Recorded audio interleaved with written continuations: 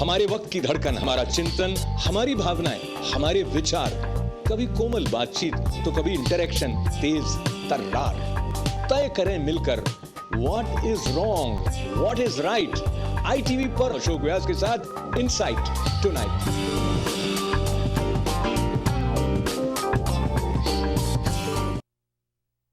नमस्कार, मैं अशोक व्यास। कार्यक्रम का नाम insight tonight with Ashok Vyas. और ये सप्ताह बहुत विशेष है उन सब के लिए जिन्हें भारत से प्रेम है, उन सब के लिए जिनके ध्यान में कहीं ना कहीं भारतीय राजनीति थोड़ी सांसें लेती रहती है, और वो सब जो चिंतन कर रहे हैं कि कौन बनने वाला है भारत का अगला प्रधानमंत्री।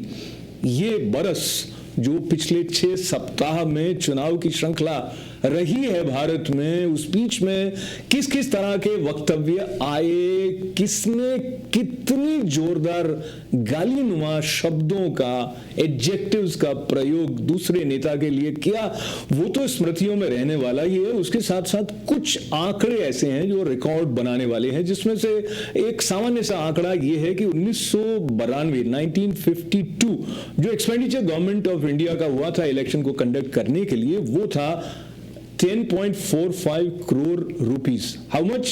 10.45 crore rupees. And this time around it has been 3,426 crore rupees.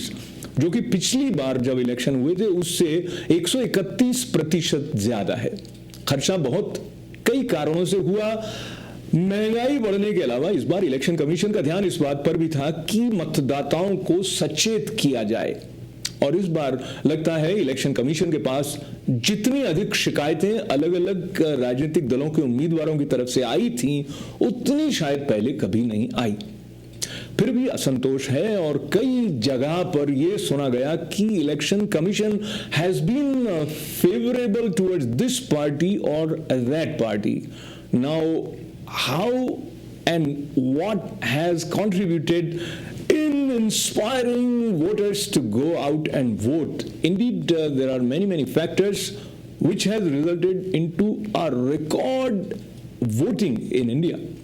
It is 66.4%, which has even surpassed the voting percentage of 1984 when it was 64%. And now today as we speak, the exit polls from various sources have given their verdict, which makes it look like there are bright chances that we can see Narendra Modi as Prime Minister. But whether these exit polls are to be believed, what is it that our panelists from different parties think about that and other issues? We'll be talking to them, and of course we'll be interested in listening from you as to how are your thoughts. In next 5 days are very crucial. 16th May most probably we'll have a clear picture as to what has happened. Let me have the pleasure of welcoming, first of all, someone whose name we say every day, and that is Chintan. And Chintan is volunteer of Aam Aadmi Party. Welcome, Chintan. Thank you. And then joining him is independent political observer, Dr. Narendra Kukar sahab. You have been with our show earlier too. Welcome, sir. And not to be forgotten, someone who has been a part of Indo-American Intellectual Forum, co-founder, as well as he has supported Bharatiya Janata Party for almost 3 decades. I think we will see a big smile on his face based on what the exit polls are suggesting. Welcome, Narain Kataria ji. Thank you, ji. And joining him today, we are happy to have George Abraham ji, who has been very active with Indian community and is chairman of Indian National Overseas Congress. Welcome to you, sir. Thank you. So we begin by just getting a feel from our panelists about their thoughts on what might have led to so much excitement and such a record turnout of voters, which led to 66.4% votes. So I want to open with the senior George Abraham ji. Well, one of the reasons I would attribute to the, of course, enrollment of the new voters. They said about 100 million new voters, especially young voters, are added to the rolls. So definitely that must have given a a reason for a larger participation. But other than that, I think there was a very high decibel campaigning for the last whole month. And especially if you look at that, it is very much based on personalities and also a campaign which is really supported by a large amount of money. In some cases, I understand that about 5,000 crores of rupees was spent on the media campaign alone by BJP. So there are numerous factors, of course, which really brought this campaign to a level where... I'm kind of finding it very interesting that being a congressman, you are actually giving some credit to Bharatiya Janata Party because it has ultimately resulted into a positive thing that people have gone out for voting. I could add on to that. I say this is a watershed election, as Congress looks at it. It's really... It is really a battle between two ideologies. So when you have... So we'll come back to that ideology part, and let me get a feel of what Chintan looks at it, because from Aam Aadmi Party's point of view, what would be your criteria in terms of determining the reasons for such a large turnout? I think the main reason is as in the young voter which is voting for the first time, and there was a lot of enthusiasm in that entire lot to vote.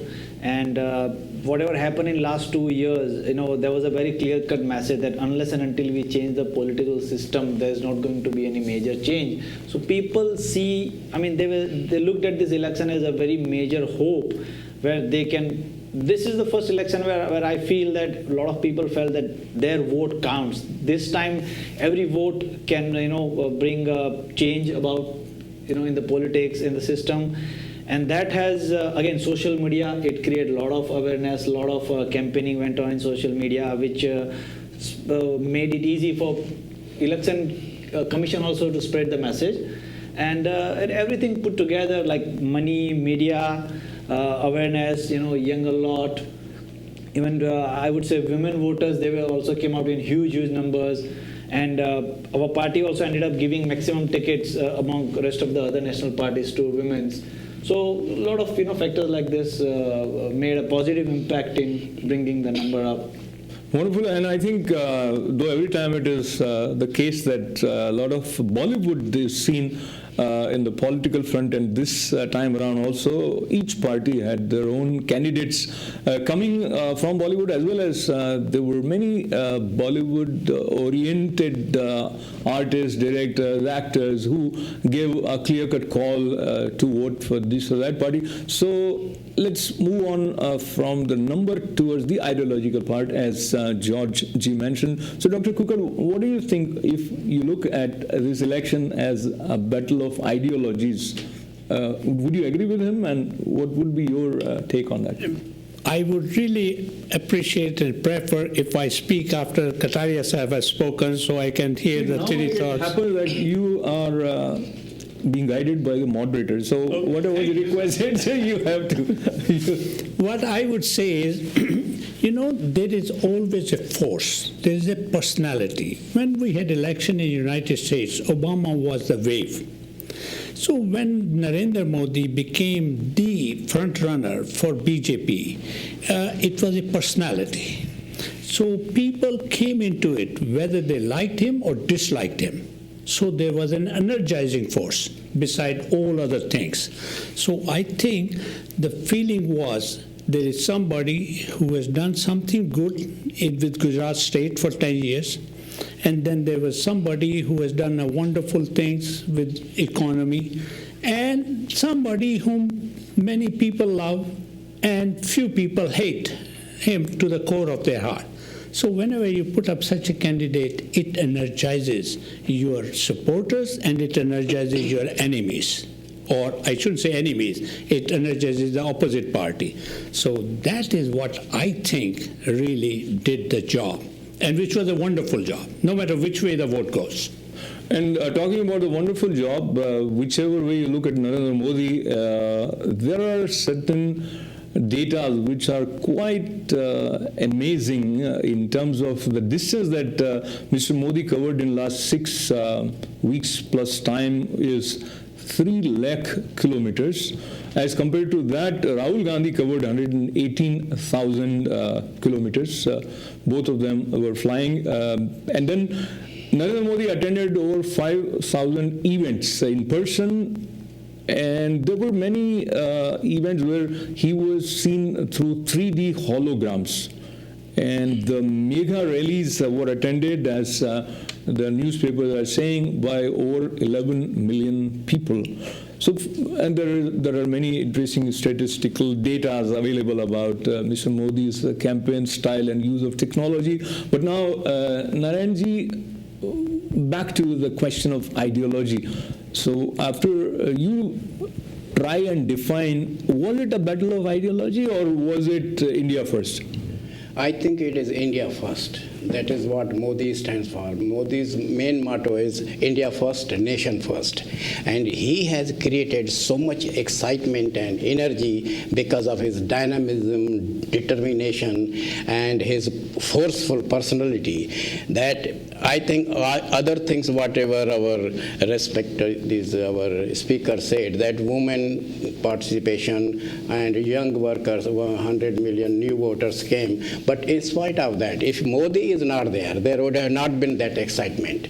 Everything is because of Modi. From the date Modi was declared as Prime Minister candidate for the BJP Prime Minister candidate, from that date, there has been all over excitement. And he has been telling everybody that when he became Chief Minister of Gujarat, there were only 11 universities, and now there are 44 universities. And when he is telling people that Gujarat's economy is developing at the rate of 10%, whereas national economy is less than 5%. Gujarat agriculture production is going. So all these things, it is everything, I think, because Modi is so powerful, he has energized. He is the harbinger of hope for millions of people who want India to be a great country. So far, because of the Congress has created so much corruption in the country, and they have looted billions and billions of dollars from, and every week there is one or two scandal in which this Sonia Gandhi and all these people are stealing money. So people are very fed up with all these people, and Modi has created the ground, and he has created a hope among the masses that he will create jobs, he will make India prosper. I think all the credit should go to Modi.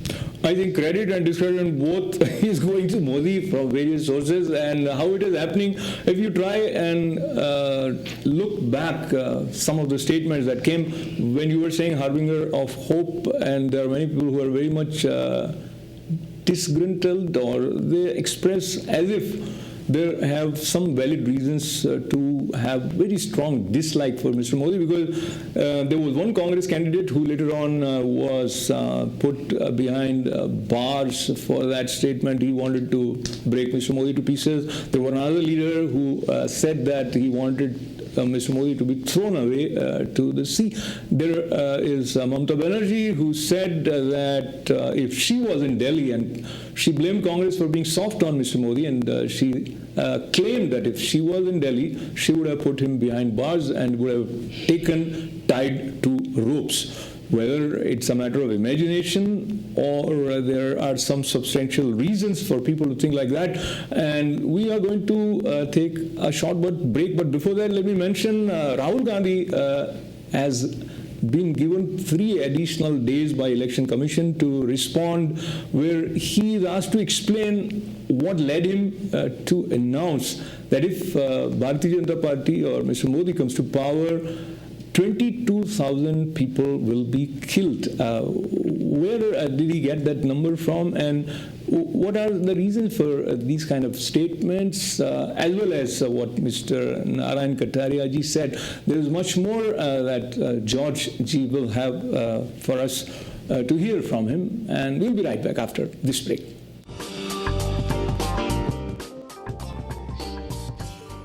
Welcome back to Inside Tonight with Ashok Vyas. और कई बार आप जो कह देते हैं वो आपका पीछा करती है बातें, या आपने जो किया होता है वो भी आपका पीछा करता है. And this time around, while we look at some of the statements from Rahul Gandhi or some of his actions while he was photographed inside the polling area where he as a candidate was not supposed to be, they later on determined that this was before the polling actually started, so Election Commission took no action against him. But in one of his speeches, he said that if BJP comes to power, he mentioned that they have the politics of hatred and anger, whereas Congress is the party of love. And in the same row, he mentioned that if BJP comes to power, there will be 22,000 people will be killed. Now, where he might have come up with that kind of impression and this specific number, Georgie, what would you say might have led to this expression? Well, if you look at that, as we salute our great democracy, which is really a vibrant democracy, we could also see that this campaign was really a polarizing campaign. And when you go back to polarizing statement, look at Amit Shah, who talked about revenge. Look at right now we look about Giriraj Singh, who talk about people have to leave for Pakistan if you really vote for Congress. And if you look at Kadam from Shiva Sena, he's talking about Pakistan will be destroyed in 6 months. And if you look at various statements, you could see that, especially what happened in Assam recently, and talking about Bangladeshi infantry. See, I'll go to one by one. No, what I'm trying to say is that all these statements by various BJP leaders created an atmosphere of divisiveness and polarization. Okay, that hasn't been definitely healthy for the democratic process. So I think this is where the campaign was in the last 1 month as far as the BJP is concerned, not really talking about the development, which I felt that it was nothing but a camouflage for their communal campaign, which was, of course, they're talking about religion, they're talking about caste. Now you are going in the tangent towards a different direction. But let's come back. One second. I want you to think from the point of view of Rahul Gandhi, where he might have come up with this number. And in that speech also, he mentioned that Japan is asking us, they are prepared to help us prepare roads, but they are worried. Now he's quoting Japanese sources. I don't know why he has to quote Japanese sources while he's interacting with Indian audience. Well, I have no idea how he came up with the number and so forth. I have no idea. But what I can say is that this campaign has been a polarizing campaign. And BJP has definitely contributed to a great extent in this campaign, where they are dividing the communities. They are talking about uniformity, not unity. So what they are talking about, love jihad and other things behind the scene about when they talk about development. And Amit Shah, a person like Amit Shah, who is in western Uttar Pradesh, definitely was poisoning the atmosphere in Bangladesh in West Bengal and Assam during the election. I appreciate your contribution, and basically what you are saying is a lot of factors contributed in Rahul Gandhi taking that kind of impression and articulating it with this number of 22,000 potentially people might be killed if BJP comes to power. That statement might have come into the mix of things. That's how I look at it. But BJP has to take primary responsibility in contributing such a policy. No, right now you have to take the responsibility because I think it was more of political immaturity. No matter, not only this statement. You look at any speech or any statement given by Mr. Rahul Gandhi, you fail to find any sense. He fails to make any connect with the people. He has like couple of agenda which he keeps on promoting about, which is which is not factually correct, that they have given RTI to people of India, they have passed Manrega. So there are only a couple of things which he keeps on propagating all the time. So I think we should forgive him because he is not yet politically mature. He is not ready to enter the active politics. So I think giving this kind of statement is more like not having mind of his own and following a written script. See, If you look to any interview of his. Chintan, while you are making a case for Rahul Gandhi, you are actually taking away whatever position and standing. But and that respect position you has might come out of have. dynasty. He has not achieved. He doesn't deserve that. He has not earned that out of doing any work. Show me any political movement he has taken part. He has led any kind of youth movement. Whatever has been given, it's all dished out to him on a platter. He's not a self-made man. George might have more to say on that, but before that, I would request Narainji to respond to the previous reference about Rahul Gandhi and the impressions that George has for BJP making the whole environment. First of all, I want to tell you that he is a mature person. And he is not a real politician. He has no experience, he has no educational qualification, and he actually, he is a very arrogant type of person. But one thing, whatever you may say against him, I appreciate him. You know why? Only one thing, because he is fulfilling the wishes of Mahatma Gandhi. Mahatma Gandhi has said in 47 that Congress should be disbanded after the freedom. And Congressy people did not listen to him. And that is what this guy is going to do. He will destroy completely Congress, and Congress will be complete finish, and he will presiding over the demise of Congress party in India. So in that way he should be given credit. But otherwise he is not a mature person, and he is not also highly qualified person. And another thing, many people call him Buddhu, some people call him Buddhu, some people call him Pappu. And another thing about politics is that communalization of politics and abuse here in the election.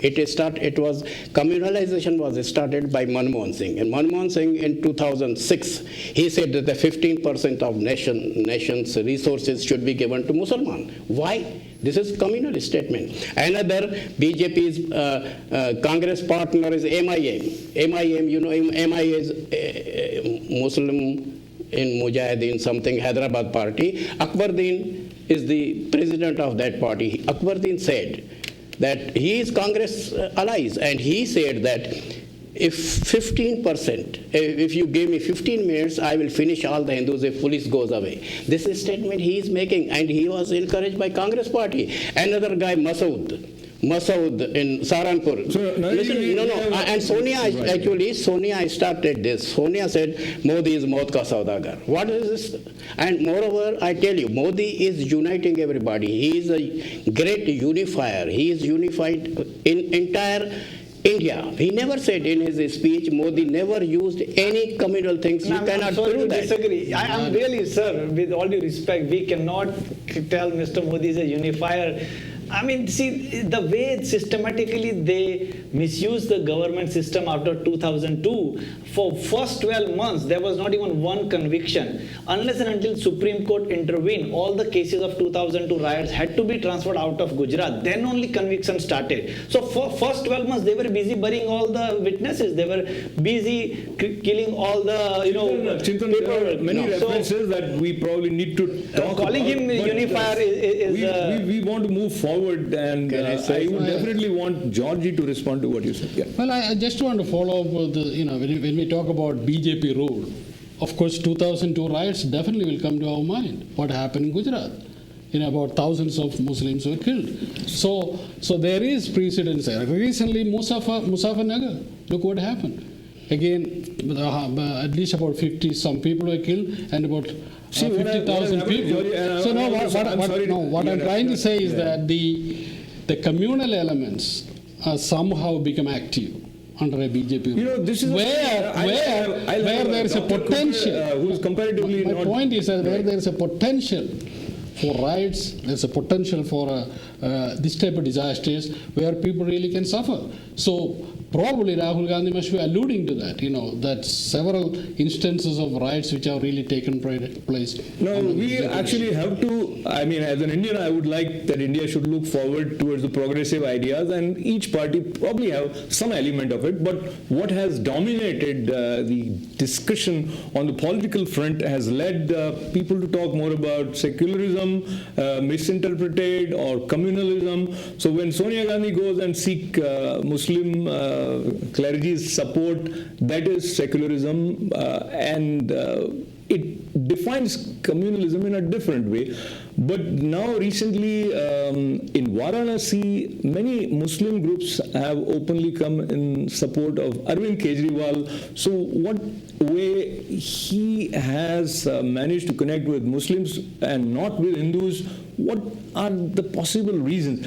And going back to the way Congress has talked about BJP being a communal party, Dr. Kukar, the way it is defined, is there any party who can be given a clean chit for being pure Indian, no communal agenda anywhere? There are too many things. Let me go one by one. They say Modi is divisive. I say he is decisive. There's a problem of English language. They don't know where the hell to put the alphabet.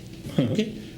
Let me just request you to hang on with your thoughts and let me take this call. Hello, ITV Live. Hello, Yes, sir. ये कांग्रेस के representative Kataria साहब कह रहे हैं कि BJP ने पैसा भाई कटारिया जी तो बीजेपी के हैं, वो जॉर्ज जी हैं जो कांग्रेस के हैं यहाँ, जी। वो कह रहे हैं बीजेपी ने पैसा खर्चा है इतने करोड़, क्या कांग्रेस ने नहीं खर्चा, या तो कांग्रेस ने बगैर पैसे के इलेक्शन लड़ लिया। So let me just translate your question in English for him. में ये पैसा बांटते हैं, दुकानें मेरचंद अलाट करा के लोगों को वो ब्लैक करते थे, वो भी तो बेईमानी थी। So what he is saying essentially is that it is not just, yeah, please, Kapoor, Mr. Kapoor, say in English if you can, because he may not follow in Hindi. No. Okay. Yeah. But let me just share what you said. He said it's not that only BJP has made use of money, has Congress not? Congress has spent so much. No, Why should they blame BJP for spending so much money? No, the accusation is primarily against the Now listen to him. The accusation is primarily against Congress party about the corruption. But if you truly look at that, corruption is endemic to India. It happens in every sector of the society. If you look at Karnataka, which was under BJP rule, Yedurappa, the chief minister, went to jail for corruption. And the Reddy brothers, everybody knows these stories. So there are corruptions all over. Now we're talking about this campaign, for example. 10,000 crores were spent. Where did that money come from? No, please listen. You talk about Adani. That question both national parties should No, answer. about Adani. You know the situation, where that land was given for such a cheap price. Actually, and enormous profit were made. This in one of the interview, I just happened to hear that interview where he said that you have to see where this land was, and he did mention about some land in area which is barren land or something. So that might probably explain, but I just wanted to request Dr. Kaur to continue. Yes, sir. One is decisive versus divisive. So they just have to use the alphabet appropriately. I think Modi is decisive, not divisive. In terms of who's really started this communalism, I think Congress is really responsible for it. I was a student. I got into my medical school on my merit. Now you can be a student if you are a Hindu, if you are a well-to-do means middle class. You can't get in because so many seats are reserved for this, so many seats are reserved for this. And after independence, when it was 10% seat, the quota became more than 50% during the previous Singh Prime Minister's time. So that is there. And in terms when Abraham, an educated man like you, says 1,000 Muslims were killed in Gujarat, I want to quote you Mahatma Gandhi. He said, when the government fails to act, public takes law into their own hands. So, sir, it will be appropriate to say 1,000 people were killed, Muslims and Hindus. You people, I don't mean you, sir, okay? They have a problem in speaking the damn truth. People get killed when public takes law into its own hands. And that happens when the state does not act. And that means the center, please. And that means the center doesn't act. So always say it is communalism was started as a vote bank by Congress, have nothing to do, and it has been perpetuated by not only Congress, by even other parties, whether it's a Jat party, whether it's a Sikh party, whether it's an Akali party, whether it's a scheduled caste party. So to say communalism just because few Hindus wanted to back up Modi, it becomes communalism. It is more than that. Okay, It's more than please. that. We are all educated. None of us is going to be a minister. None of us is dependent upon them. We have to call a spade a spade. And that's all I'm asking. No, the issue is when people take law into their own hands. The state has a responsibility, right, to protect the lives and the property of all its citizens. No, in the same line. But that is a failure. That's where Modi has failed. Okay, so let me interrupt you, and before I let Kataria speak, let me just share a few things. These arguments have come in many ways. So then people start talking about 1984. They talk about many other states where things have gone out of the hand of the state machinery, and then they also have another argument that after 2002, Muslims have found themselves a safe place in Gujarat, and Gujarat has done well, and there has been no communal rights. So why you would restrict yourself only to that particular instance and would not consider anything that has happened after that? No, so there is no argument. I'm not asking you to respond. There is continuing instance. Muzaffarnagar is a recent one. Muzaffarnagar is not in Gujarat. I think we should No, I'm not talking about rather than 2000. I'm not talking about Gujarat. I'm not talking about We are Gujarat. talking on 12th May and 16th Exactly. May. We are going to have a new government, and exit polls have given certain indications. We will go towards that. But Mr. Kataria, I want to correct Mr. Ibrahim. He said thousands of people were killed. That is No, he said 1,000 Muslims were killed. Yeah, but whatever he said, But that let's talk about first of all, 2014 no, now. listen to me. No, because you are spreading wrong message, wrong information. Let me speak. When your turn comes, you speak. He said that thousands of Muslims are killed. Actual number of the people killed was only 1,200, and out of which 34% were Hindus, 64% whatever, 66% were Muslims, and total number was 1,200. And Muslim population is at that time it was 5-6%, and Hindu population was 95%. So and moreover, whenever you, first of all, if we talk about Gujarat riots, we should first talk about how 59 Hindus were brutally murdered and alive by 2,000 Muslims on Godhra station. And when we talk about riots, we should also talk about the 1984, how 3,000 or 4,000. One second, because this, whenever we talk about riots, first we are spreading wrong information against Modi. This is only, it is idea to slander Modi, defame Modi, denigrate Modi. So give me only 1 second. Okay. We have to talk about 84 also, and we have to talk about 3,000 people were murdered in Neli when Indira Gandhi was Prime Minister in Assam. And we have to talk about that. We have to talk about Bhagalpur riots, and we have to talk about riots in Maharashtra, and in Bhagalpur. And we should... I would request you, Kataria, we should... there is so much history. Exactly. And I think but then we should not talk about... Right now, He doesn't have all the facts right. He doesn't have all the facts right. We don't have access to everything. Kataria ji, along with Narendra ji, since we have to move on, we will be now talking about what exit polls are suggesting and where are they coming from, and why people have given them the impression that is being reflected through these exit polls. True. So I'm sure you are aware what they are saying. We'll talk about that right after this break.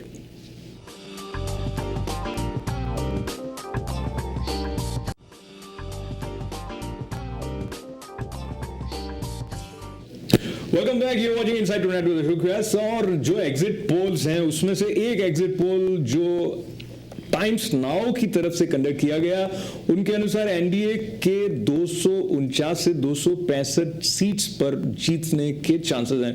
That is 249 to 265 seats are likely to be in the name of NDA, and there are many other polls which have given different kind of datas, but what most of the time we are observing, they're saying that Congress might have to settle down either at 138 or in another poll they say it could be 57, the lowest in the history. But what happens, we really don't know. But before we talk to our panelists, I want to talk to a few of our viewers. Hello, ITV Live. Hello. Ji. Hello. Ji, welcome to Inside Tonight. What's your name, sir? Myself, Professor G.S. Mehta from... Sir, would I like to tell one important thing? Yes. In the last 10 years, our government has failed on so many fronts. And the reason was that there was a dynasty government, there was a dynasty authority, double-level government controlled by either Sonia Gandhi or Rahul Gandhi. Manmohan Singh was not in a position to take any decision on various fronts, maybe on the front of the national development agenda or at the international development agenda. Right. Because of this, and another important thing is that the government has already spoke about one particular community all the time in the last 10 years, and that is Muslim. And this creates a hawa, a fear among all the public, among the India, that in election campaign also, they have only take the issue of communalism to create fear in the community, Muslim community only. Narendra Modi has never said anything about the communalism, even though after 2002, there was no right in the Gujarat. Supreme Court has given the clear cut. So I want to move on. So thank you very much. I mean, I just want your comments on now. I would like to say one important thing is that Yes, we have voted for development. We have voted for our growth, economic growth. We have voted for unity of the country. We have voted that our country should have a self-respect among the international community, international level, and that because of this, the Narendra Modi alone has taken care of all the issues in the election campaign, and he will lead the country to the next new height. I hope the NDA will take about 300 plus seats in this particular election, and Congress will be wiped out, and it's in the interest. So I think you are very articulate, and we got your message, and I'm sure Georgie may not be happy with what you're saying, but I appreciate your comments. And let's move on. Yeah, thank you, sir. Hello, ITV Live. Hi, how are you? Very nice, very nice. So what do you think about the exit poll, real quick? Do you think Narendra Modi is going to be the next Prime Minister? Why not? Sure. Why not? He will be the next Prime Minister. He will be the next Prime Minister. Wonderful. So I appreciate your contribution. Any thing in particular that you would like to say about this recent election? But 1 minute. My question is to Mr. George. Yes. He's listening to you. Yeah, go ahead. Mr. George. Yes. Why yes. the performance of Congress is so weak in this election due to Rahul Gandhi? Well, I don't agree with the fact that Congress has performed weak in the last 10 years. They have tripled the GNP. They have... What about the present polling results, exit polls, as they are saying? The exit polls, you know, the traditional, if you look at the past exit polls, it was never proven correct, as you know. It was in 2004, India Shining campaign, everybody remembers that. And look what happened. 2009, it went wrong again. I think the samples of exit polls have been traditionally wrong. So we're not going to rely exactly on the exit polls. Of course, we'll be waiting for the real results on 16. But in the meantime, do not forget that for the first time, there is a formidable combination of the corporate finance elites and the communalist elements have come together. You are not... And they have... Listen to him now. George, listen to him, please. Yeah, go ahead, real quick. What were you saying? What is the reality? He did not know what the reality is. Well, what I have said is that the polls cannot be trusted. Okay, in the last several elections, if you have been observing, you could see that the polls were not relevant. We got your point. So my point is that we have to wait for the results. I think when Amit Shah said that they were open to coalitions, that's an indication that even BJP is probably expecting, may not be agreeing with we are good at reading what others are. And before I let you contribute, Chintan, I also I'll want you just to... say about exit poll. Once again, opinion polls and exit polls. Actually, opinion polls have been proven they are farce, they are paid, they could be fixed. It is proven in last 6 months on TV. Secondly, exit polls, see, if there is a tendency, they always end up sampling the well-to-do, middle class, educated, people who are camera friendly, who are ready to express their views on camera. So that's where they always have made the mistake of polling only well-to-do class. So that has been always misleading, and not only misleading, they are off by more than 10%. So imagine they are giving some coalition 300 seats. Coming off by more than 10% brings you down to 250 to 60. Your analysis is, we will be clear in just 5 days time, but right now what we have... Yeah, definitely it is giving, it is showing, average is showing NDA leading. I mean, there is no, we don't want to deny that, there is no point in denying that. But still, I think it is still a little exaggerated. There will be surprises. We should wait until 16th, and it could be again proven wrong that exit polls since 88 has been proven wrong. Chintan, talking about wrong and right, I would request your comment on the issue which is now going to follow Arvind Kejriwal because of the notice by Election Commission regarding his remarks, wherein he openly said against Congress as well as BJP. So he's saying that if you vote for Congress and Bharatiya Janata Party, then you are doing treachery against the nation as well as against the God. और actually वो जिस भाषा में बोल रहे थे उन्होंने कहा कि खुदा और राष्ट्र के साथ द्रोह करेंगे. So what is this kind of dialogue? I think it was a very direct and simple message, because that is exactly what both parties, Congress and BJP, has done to both communities. I have to laugh, because if you say if you are voting for Congress, then you are going against the nation. Right. What kind of a message is that? Against the nation, because what the activity Congress has done in last 15-20 years, they have been totally anti-national, anti-people, anti-society. It is very much pro-party के जो भी करना है party के हित, party के future. See, I must say that Aam Aadmi Party has been very generous in criticizing and coming up with open labels of this nature for anything other than themselves. No, but they look at the performance, look at the character of the politics they are doing. Then where will you look for Aam Aadmi Party? There is no performance yet. No, okay, it's fine. That doesn't mean you can discard them. Look at our intention. We are fresh. You look at all educated, honest people with credibility are joining our movement, and they are all selfless people. They are not paid volunteers. Look at the candidates they are coming up, and volunteering to fight elections with white money, declared money, no corporate money. You have to give that much to the... Too much time to look at the intention and how honest these people are. Matters. And yet I would request Narain Kataria ji to respond, because I think you have been very vocal in having some sort of ideas about where Aam Aadmi Party is coming from. I don't know how well founded they are. पहले तो ये बताता हूँ कि ये एकदम गलत बात है कि ये ईमानदार लोग हैं. इनके पास एक रिपोर्ट मैंने पढ़ी कि इनके पास 300-400 वॉलंटियर हैं दिल्ली में, उनको 25,000 एवरी मंथ देते हैं, और 2 crore rupees they are paid, और उसके लिए कैश आती है. Cash is coming from Saudi Arabia, cash is coming from Middle East countries, and cash is coming from many resources. सुनिए, बोलने दो ना यार.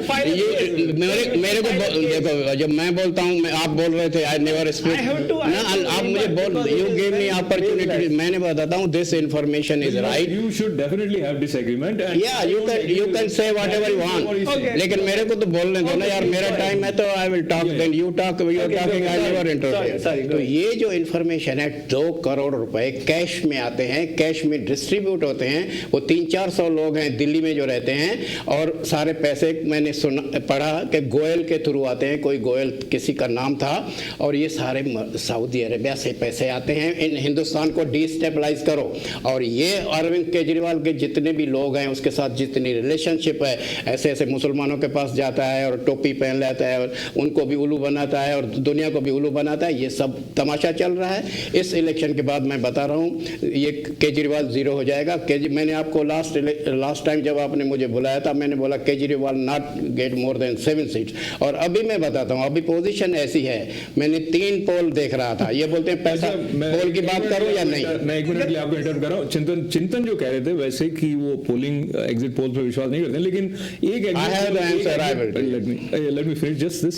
और एक एग्जिट पोल के अनुसार आम आदमी पार्टी पंजाब में सबसे ज्यादा सीटें लेकर आई नो दैट 5 सीटें उनकी हो सकती हैं 13 में से। नहीं सर जी, आपके पास इतना सारा रिपोर्ट है तो आप जाइए ना। तो मैं आपको बता रहा हूँ, अभी देखो मैं बोल रहा हूँ, आप बाद में बोलना। अभी क्या है मैं बता रहा हूँ, आपके पास है ना इतना रिपोर्ट, ये जो है ना सवाल कौन सा चल रहा था इलेक्शन का। बीजेपी की मैंने जो 3 पोल पढ़े हैं सुबह से, CNN का जो पोल है उसके हिसाब से NDA is going to get about 281 seats. और ये जो आपने पोल बताया टाइम्स नाउ का, it is up to 260। And I read another news item in news TV, they said NDA is going to get 340। तो वेदर दे आर पेड और whether they are not paid, this is information, and I don't think all the 3 people are paid by, and even if they are paid, and even if these people say that the polls are not to be relied, even if they go down 10% out of 300, BJP 10DA still will have 270। and देखो मैं बता रहा हूँ, Congress is going to get only not more than 65 seats. Total seats will be, according to one poll, only total 92 seats, 97 seats.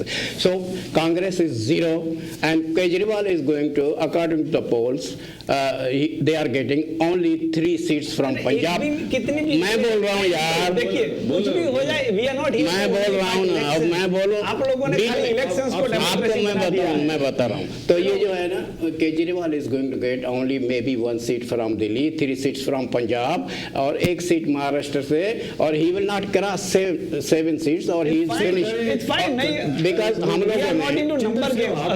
No, we are right now talking about exit poll, which is a number game. So let me finish. तो मेरे हिसाब से BJP NDA तो definitely will be, Prime Minister will be Narendra Modi, NDA will be in the power, और बाकी जो लोग हैं वो हवा में घूमेंगे। अगर पोल कितना भी खराब हो जाए, even if 10% we get discount, जैसे चिंतन जी बोल रहे हैं, फिर भी बीजेपी की सीटें कितनी होंगी? More than 250।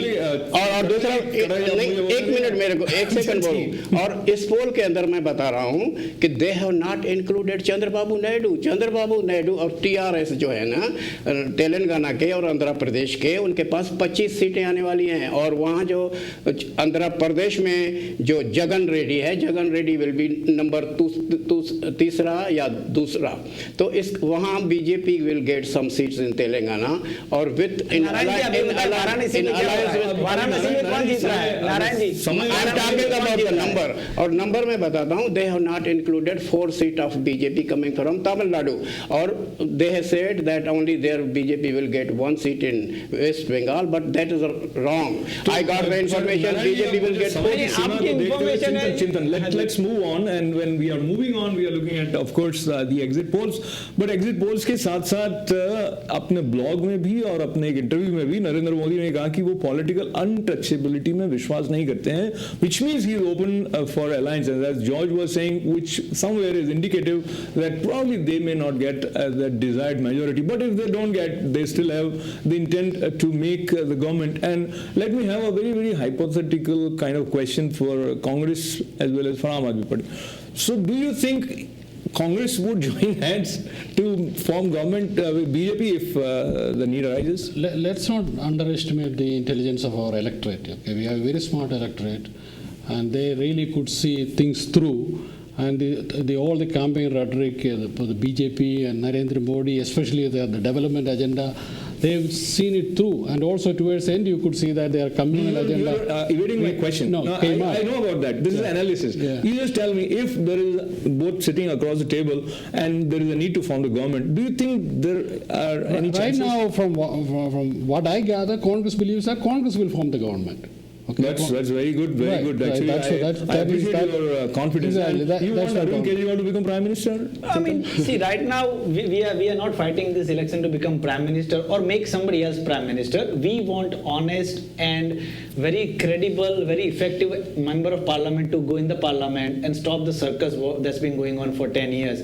So our agenda or our entire motive of fighting this election was to clean the politics and have credible Let's people. go to a clean question now. Do you think Arvind Kejriwal has any chances from Varanasi? Of course, there are very bright chances. Look at the 5 days of the undercurrent we had in the kind of campaigning that has been going on in Varanasi. There are very bright chances of Arvind Kejriwal winning in Varanasi. And let me just say, whatever plan for future also. We'll talk about your plans some other time. Dr. Kukar sir, what do you think? Narendra Modi is going to have both seats, or how it's going to play out for him, Varanasi, Vadodara? I'm going to change the question, sir. I'll say no matter who becomes the Prime Minister, I would really hope that they will go after all the foreign money that all these ministers have in every country, not in Switzerland.